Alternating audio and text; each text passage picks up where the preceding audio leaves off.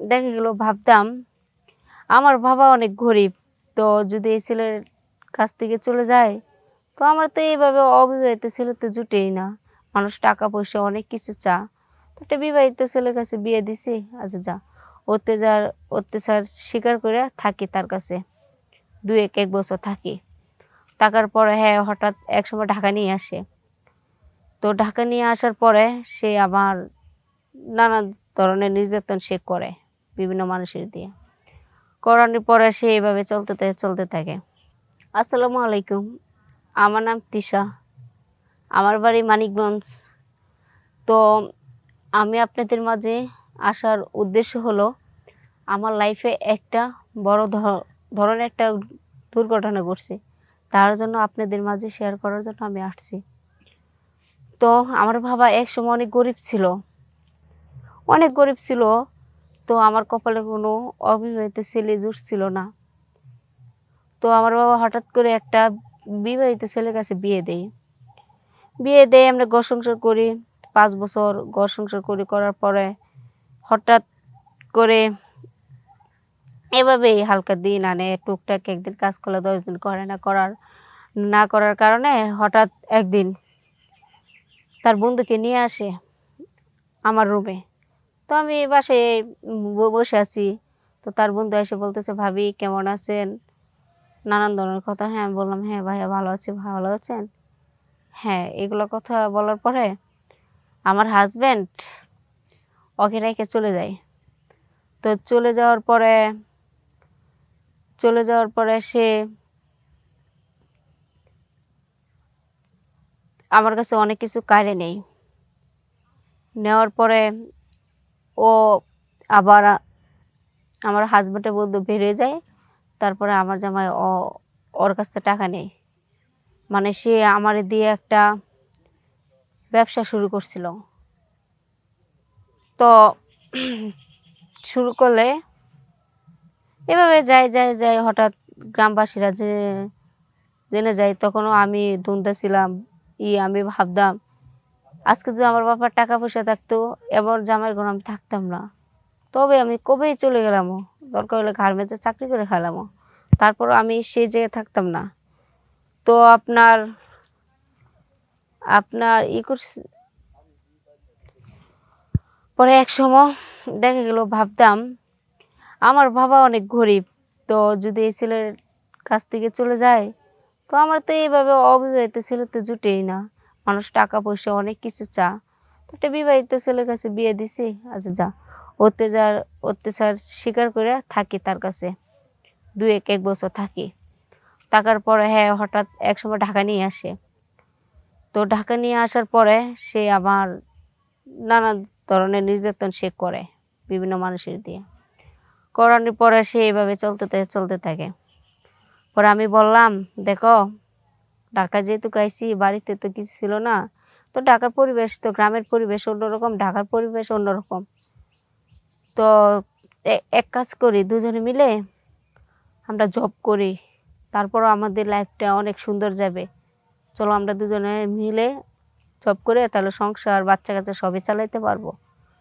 পরে সে না, আমি জব টব করবো না। কারণ সে জানে লোভে পাপে মৃত্যু।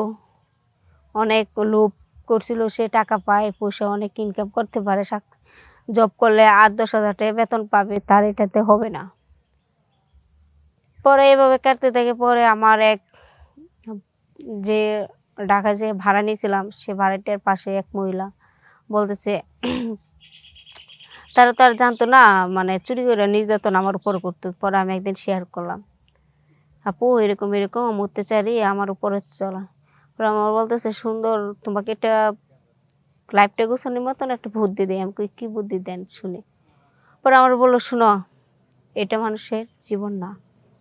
তো একটা মানুষ ভালো করে চলুক, আল্লাহর ইবাদত করুক, আমরা হইছি মুসলমান, এটাই কিন্তু আল্লাহ তাআলা সবাই এটাই তো তুমি এক কাজ করো, একটা জব নেও, আমি তোমাকে একটা জব নিয়ে দিই, তুমি একটা জব করো। পরে আমি একটা জব নিলাম ভালো, এবার করতে থাকলাম। কেন আমি জব নিছি, আমার হাজব্যান্ড আমাকে মারধর সব করে, বলে আমি যা বলি তুই তা শুনোস না, কেন তুই জব নিলি, এন তেন অনেক কিছু। পরে আমি বললাম এটা মানুষের কখনো জীবন না। তো বোকা ছিলাম দেখে ধোকা দিয়েছেন। তো এখন আমি বোকা না, এখন যার আপনি আমাকে ধোকা দিবেন। এটা বলার পরে আমি আমার মতন থাকলাম, সে তার মতন থাকলো।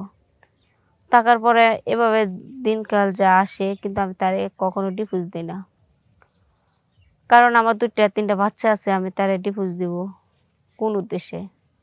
কারণ সে যতই খারাপ কাজ করছে, এটা আল্লাহর কাছে সে শাস্তি পাবে। সেটা বলে আমি আল্লাহর কাছে খালি বিচার চাই, আল্লাহ তুমি একদিন বিচার করো। তো একদিন দেখা গেল আমি ভালো একটা জব টব করি। জব টব করার পরে আমার লাইফটা দেখতেছি অন্যরকম চলতেছে, এর চেয়ে আরো ভালো ভালো কিছু চলার পরে মানুষ ভালো বুদ্ধি দিলে ভালো বুদ্ধি নিতে হয়। তখন অনেক কিছু আমি ভাবি, ভাইবে শুনে করি সব কিছু।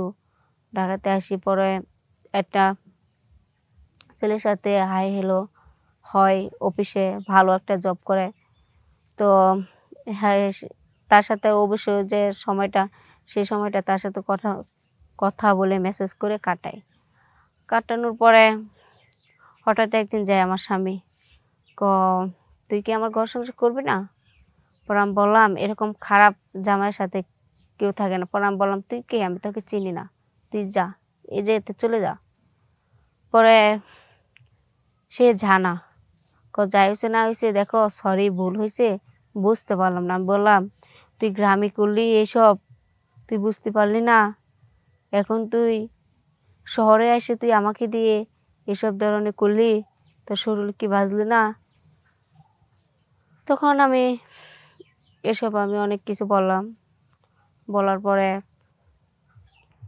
পরে নিজেকে নিজে সেটেল করে আনছি। আনার পরে সে অনেক কিছু নির্যাতন তো করছে, আবারও সে করতে চাচ্ছে আমাকে নিয়ে। অনেক সুন্দর ছিলাম, অনেক বডি ফিটনেস অনেক ভালো ছিল। যার কাছে যে হ্যাঁ ছবি দেখাইতো, সে আমাকে পছন্দ করতো, বলতো তোর বউটা অনেক ভালো।